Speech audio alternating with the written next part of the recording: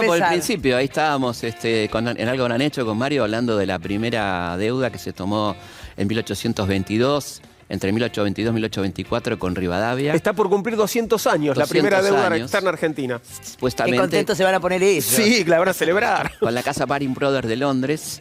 Es muy interesante la previa, que tiene que ver con todo lo que estamos viendo, ¿no? Donde se debate en la legislatura si hay que pedir un préstamo externo. Y hay un par de diputados que son calles de Buenos Aires, como Gascón, por ejemplo, que dice, ¿por qué vamos a pedir deuda externa si tenemos superávit?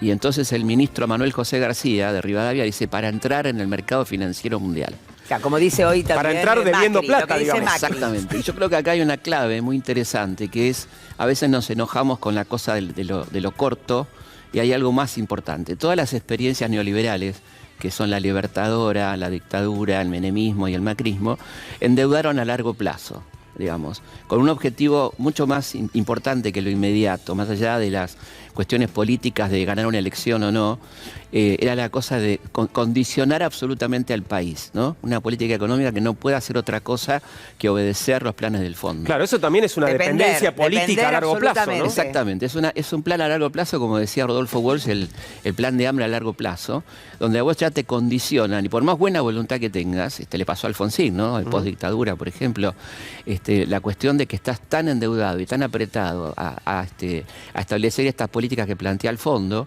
La Argentina, recordemos, entra al fondo en 1957, 56, al año, a pocos meses de la Libertadora. Perón se había negado a ingresar al fondo. El fondo se crea en 1944, ¿no? Los acuerdos de Bretton Woods, que es un organismo internacional impuesto por Estados Unidos en el cambio de paradigma entre la libra y el dólar. Estados Unidos empieza ahí a tener un peso más importante, tiene poder de veto. Y entonces la Argentina empieza en el año 56 a aplicar estos programas del fondo que son siempre iguales, ¿no?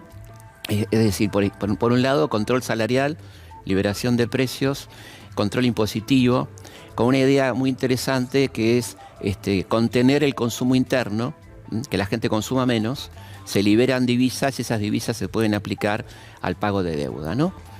Esto es permanente. ¿Y en ese momento qué otros países lo habían hecho?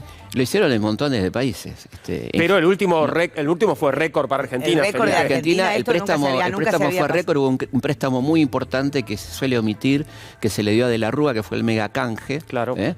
Poco antes del desastre, que lo tramitó Cavallo, que fueron 30.000, creo, millones de dólares, que fue muchísimo dinero, que por supuesto no se pudo pagar. Hubo que renegociarlo. Y este es un préstamo récord absolutamente. ¿Alguien los controla, el Fondo Monetario? Bueno, esto es una cosa muy interesante, ¿no? Que tampoco circula tanto, ¿no? La complicidad y la corresponsabilidad, que son unas cosas que están planteando ahora.